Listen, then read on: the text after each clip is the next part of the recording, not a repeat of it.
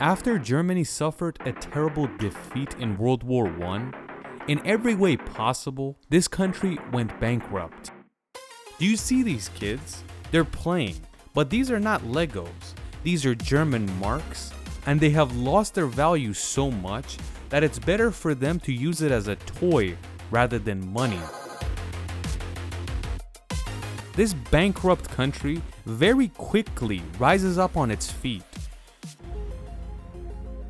It grows so much that before World War II, Germany was considered the most advanced country in the whole world, and also the Navy went from the most defeated Navy in the world to one of the very best. But we're not here to talk about how advanced Germany's industry was back in the day. We just want to talk about a very famous battleship that was made in Germany at that time. Bismarck.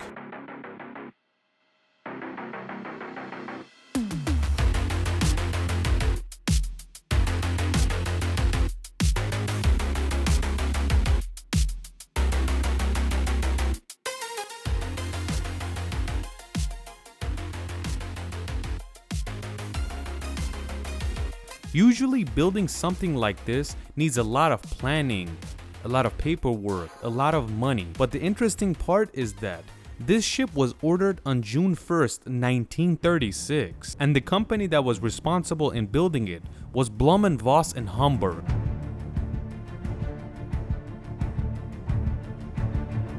They worked so quickly that this ship was ready before World War II started, in the beginning of 1939. This battleship was the biggest Navy ship in the whole world at this time, and it got its name from Otto von Bismarck, the Chancellor of the German Empire. Otto von Bismarck was basically responsible for unifying the entire area of Germany, and that is why his name was on the biggest battleship of Germany at that time. You have to note that the battleship Bismarck had a sister ship that was identical to it, and they were built right next to each other at the same time. It was called the Tirpitz, and even though it was the same thing as the Bismarck, it didn't get the same clout the Bismarck got just because it had the name. You could kind of compare this to the Olympic and Titanic, which were sister ships as well, but the Titanic was much more famous because of the incident. When they threw the Bismarck into the water in 1939, it had a weight of 51,000 tons, and it was also the heaviest ship in the world at this time. For a ship this size, 51,000 tons is insane, and the reason was that the body was made from very thick steel, especially around the engine room, so it doesn't suffer a lot of damage at war. And on the platform, there are 12 15-inch guns.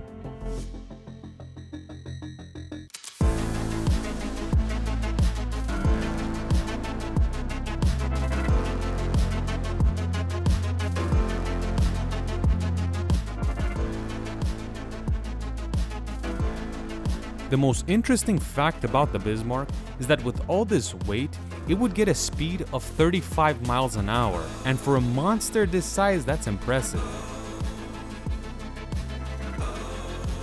World War II begins by Germany invading Poland.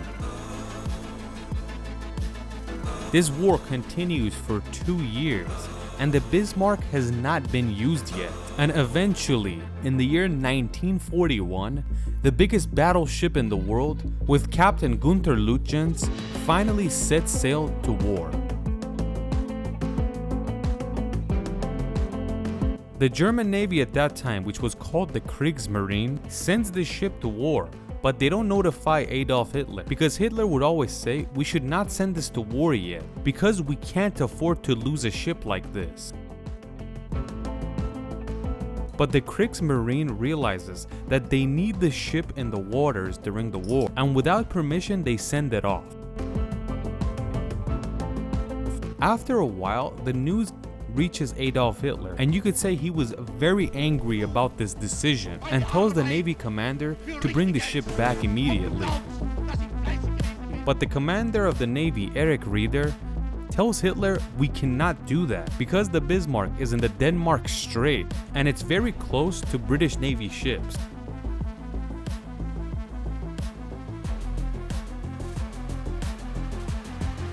On May 24, 1941, Battleship Bismarck and Prince Eugen, which was much smaller than the Bismarck, are maneuvering in the Denmark Strait.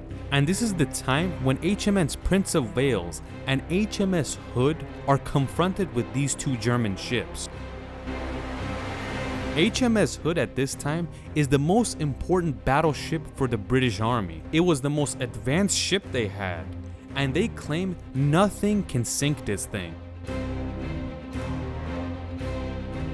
6 in the morning, HMS Hood and Bismarck are in front of each other, and the battle begins.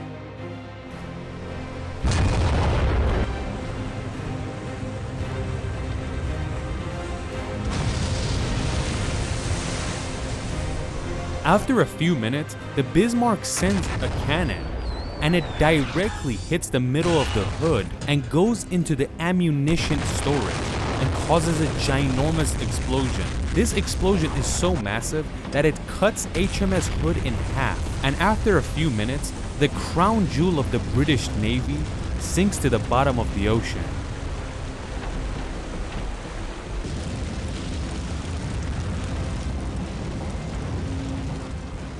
The HMS Hood had 1,421 people on board, and each one of them died because of this, except for 3 people.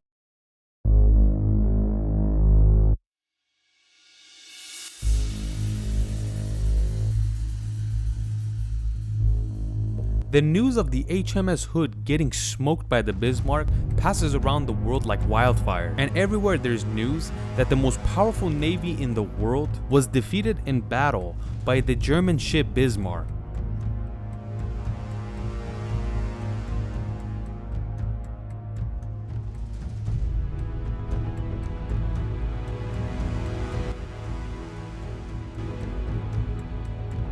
When Adolf Hitler realizes what has happened, he announced a celebration for what has taken place, and he also says that the entire German population has to know what happened and how we defeated one of the strongest navies in the world.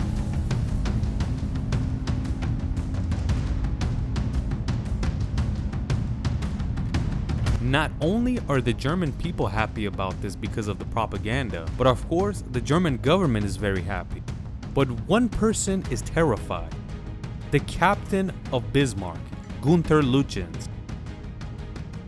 He knew the ship they had just sunk is no joke, and the British Navy wants to get revenge and they want it quick. And that is why he immediately orders his men to set sail towards German-occupied France.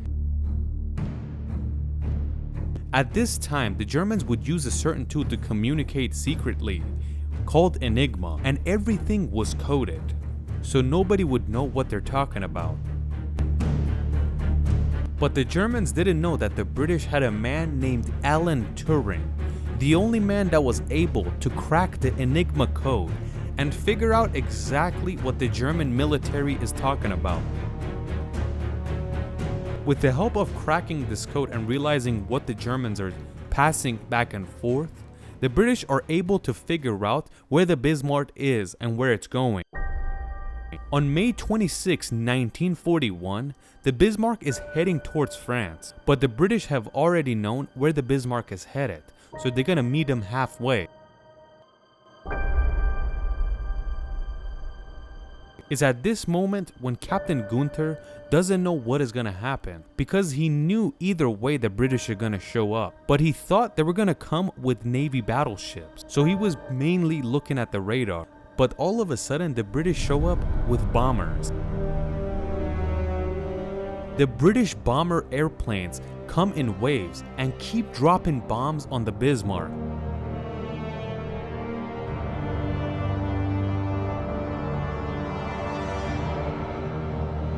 While these airplanes are bombing the Bismarck, 2 Navy ships from the British Navy are heading towards it as well, and they exactly knew where it is.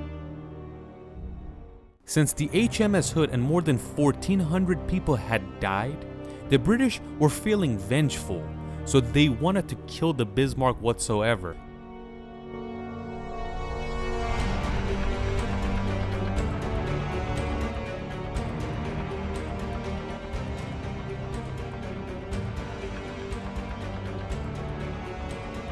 Captain Gunther realizes that 2 more battleships from the British Navy are heading towards it, and this is when he sends the last message to Germany. With the Enigma machine, Captain Gunther Lugens sends this message: "The ship is unmaneuverable. We will fight to the last shell. Long live the Führer." British battleship King George V and HMS Rodney see the Bismarck and go in 2 separate directions to sandwich the Bismarck so they can shoot in both directions.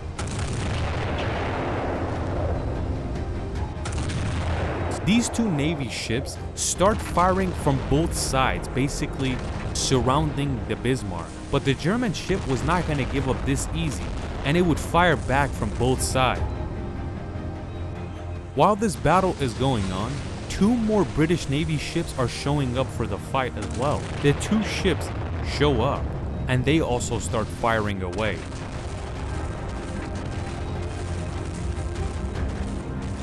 These 4 British battleships continue firing away for 1 more hour. Just look how strong the Bismarck was to handle all that firepower.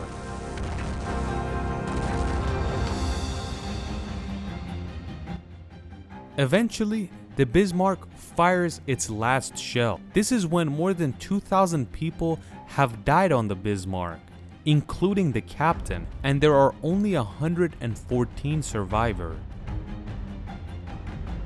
And when the remaining people realize that there is no hope in surviving, they raise the white flag and surrender to the British Navy.